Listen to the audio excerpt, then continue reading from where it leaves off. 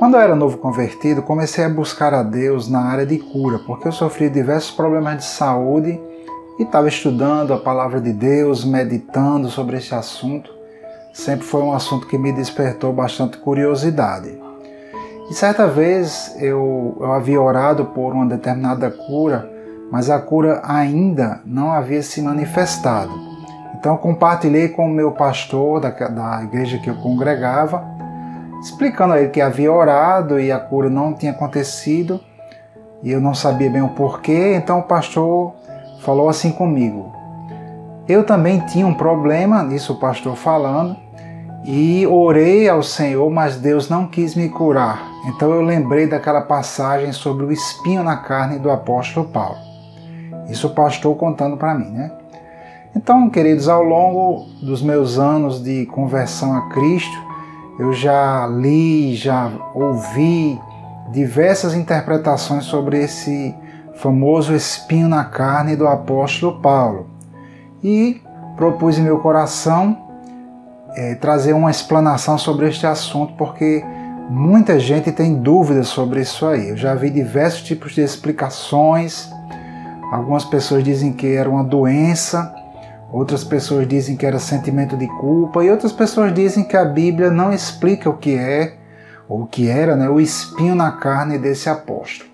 Mas, na verdade, a Bíblia explica sim, ela revela o que é o espinho na carne, e eu quero, numa pequena série aqui da Bíblia Responde, a gente tratar um pouco sobre esse assunto que desperta curiosidade em alguns, mas que eu entendo ser de fundamental importância para que a nossa fé esteja firme, esteja bem sedimentada, né, esteja bem purificada, para não termos dúvidas com relação à cura divina, com relação à bondade de Deus. Então seja bem-vindo a este episódio, né, de uma série de três vídeos que eu vou fazer sobre isso, do nosso programa A Bíblia Responde.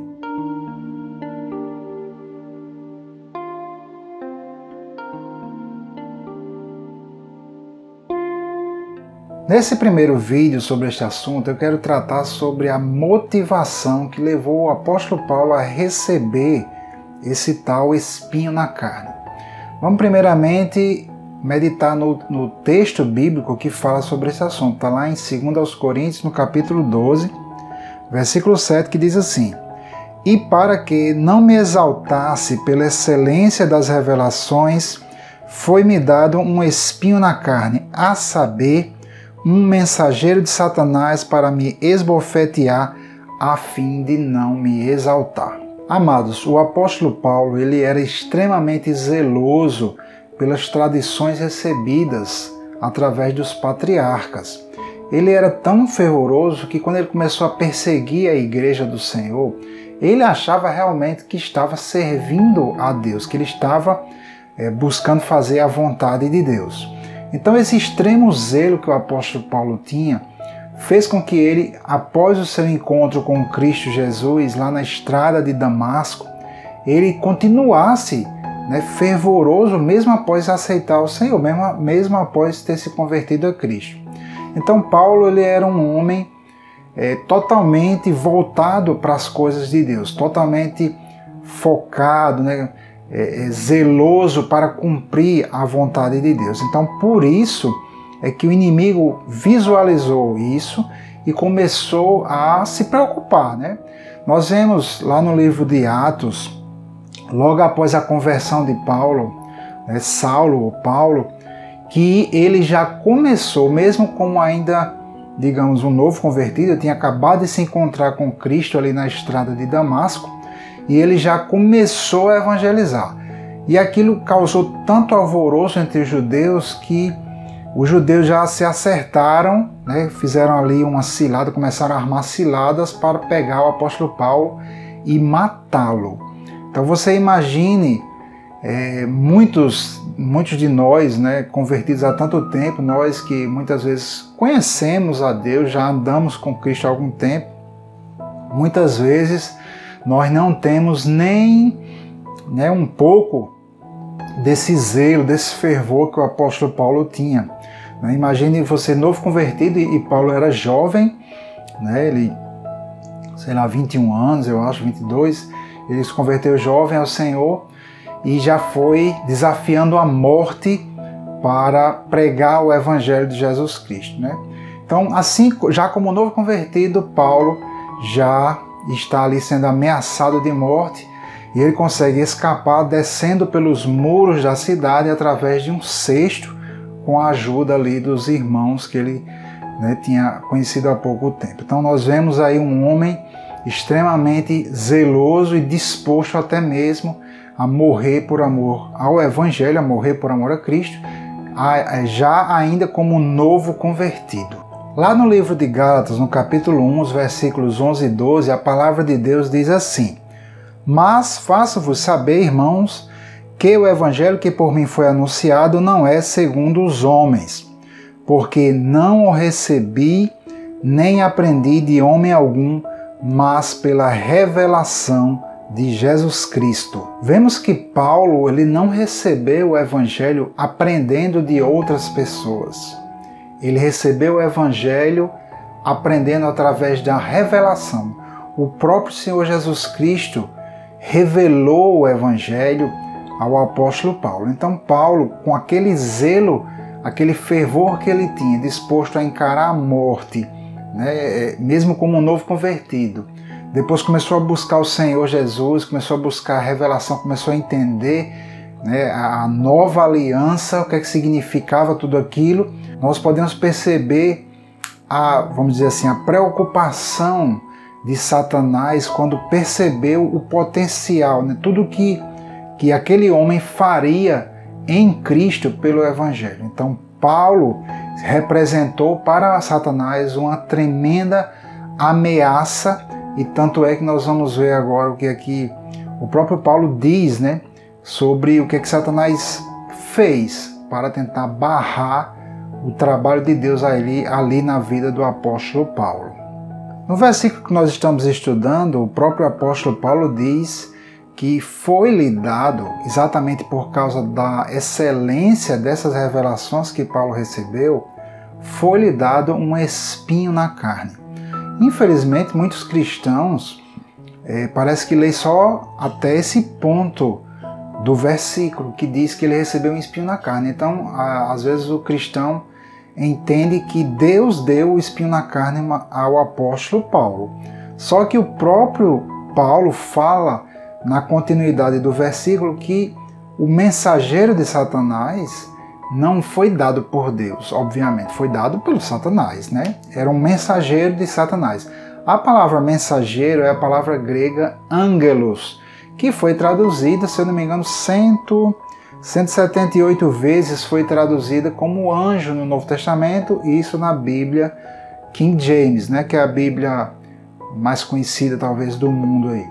E em poucas vezes, deixa eu verificar aqui, 7 vezes apenas a palavra angelos foi traduzida como mensageiro. Então, quando o apóstolo Paulo diz que o espinho na carne era um mensageiro de Satanás, ele está dizendo que era um anjo de Satanás. Ou seja, o espinho na carne do apóstolo Paulo era de fato um demônio, um espírito, um anjo enviado por Satanás para barrar, né, o trabalho que Deus faria ali através do apóstolo Paulo, ok? Então você deve entender primeiramente que Paulo era um homem extremamente fervoroso, zeloso, que ele buscou a Deus com muito fervor devido a, enfim, o seu zelo, que ele recebeu revelações tremendas da parte do Senhor Jesus Cristo, o evangelho que ele pregava e que nos chegou hoje pela Bíblia, pelo Novo Testamento, foi revelado pelo próprio Jesus para o apóstolo Paulo e que ele representou assim uma tremenda ameaça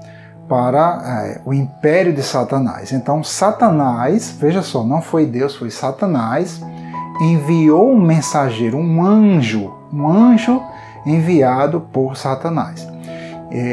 Infelizmente muitos cristãos parece que leem isso aí ou não conseguem ler, não entendem bem o que é que se passa e leem Deus, mas vemos que foi enviado por Satanás. E aí resta a pergunta, será que Satanás está trabalhando em conjunto com Deus, né? Obviamente não. Nós vamos ver melhor isso, creio que no terceiro vídeo dessa série, onde eu vou falar sobre essa questão aí, tá bom? Um outro ponto que é usado muitas vezes para levar os cristãos a interpretarem que Deus foi que deu o espinho na carne para o apóstolo Paulo, né, para trabalhar na vida dele, enfim, para trabalhar no caráter dele, é quando Paulo diz que o espinho na carne foi dado para que ele não se exaltasse. E a palavra exaltar-se aí é a tradução da palavra grega hiperero. Eu pesquisei em diversos dicionários de grego antigo e eu vou passar para você o significado dessa palavra de acordo com os melhores dicionários de grego. O dicionário que eu estou consultando bastante atualmente, que é o dicionário de grego clássico Logion, da Universidade de Chicago. Eu vou colocar inclusive a referência aí, né, no vídeo para quem quiser consultar também. Mas essa palavra, quando Paulo diz a fim de não me exaltar, né, e logo no começo do versículo ele diz, e para que eu não me exaltasse devido às excelências das revelações, eu vou ler aqui o significado desse verbo. Levantar-se ou levar-se acima ou sobre algo. Saltar sobre algo. Ser excelente em alguma coisa. Ultrapassar, passar do limite, ir além. Transcender, exceder, vencer ou transbordar. Queridos, o verbo original não passa necessariamente uma ideia negativa, como se o apóstolo Paulo, devido às excelências das revelações, fosse se ensoberbecer ou fosse, de alguma forma, se inchar e acabar estragando o plano de Deus na vida dele. Inclusive, alguns usos dessa palavra são bastante positivos.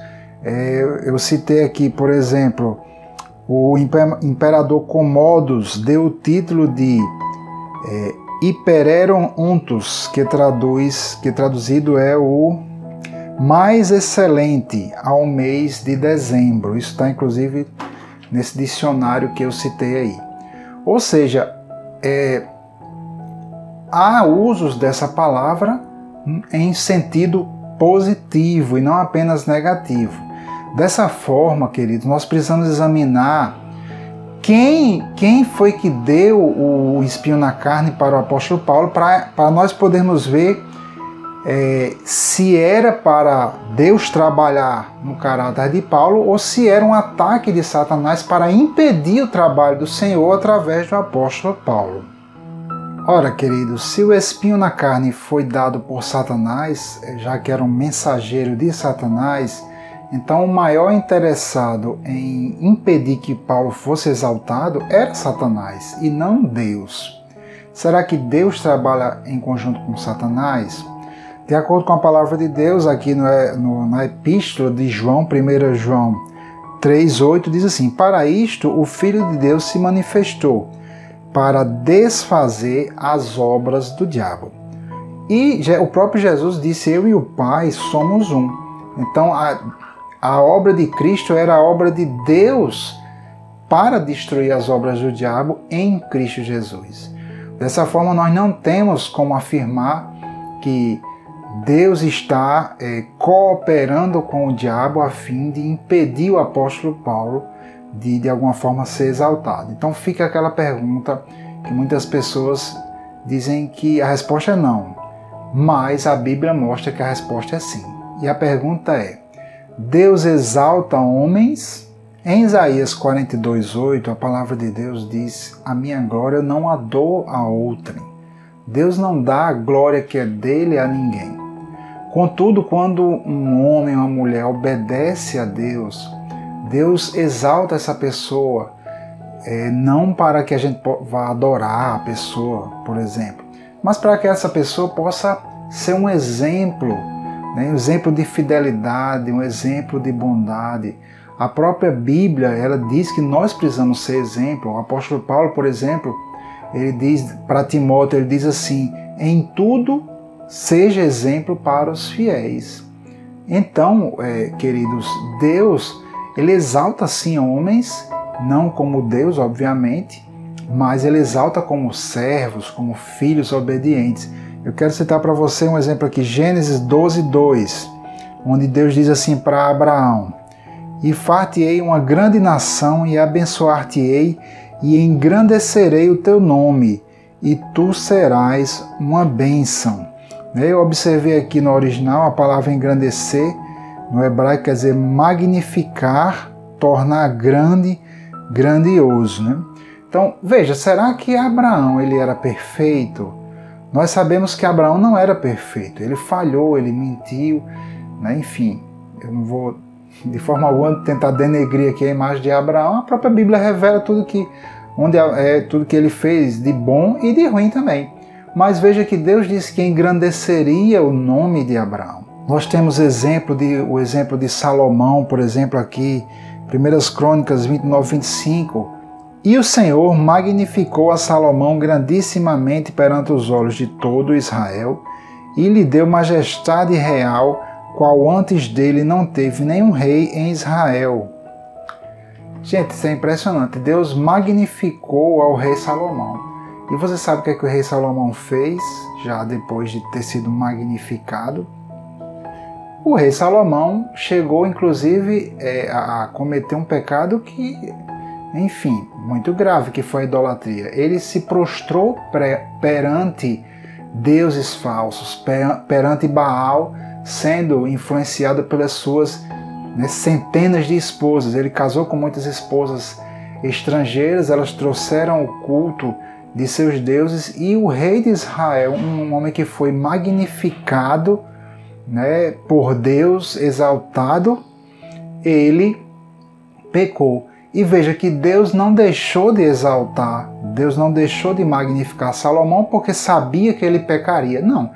Quando Salomão pecou, sofreu as consequências. Mas por Salomão ter pedido a Deus sabedoria para governar Israel, para servir ao Senhor bem, então Deus o magnificou. Assim também o apóstolo Paulo. O apóstolo Paulo, como eu já citei, ele encarou a morte de frente, ainda como novo convertido. Ele foi apedrejado, ele foi surrado, enfim.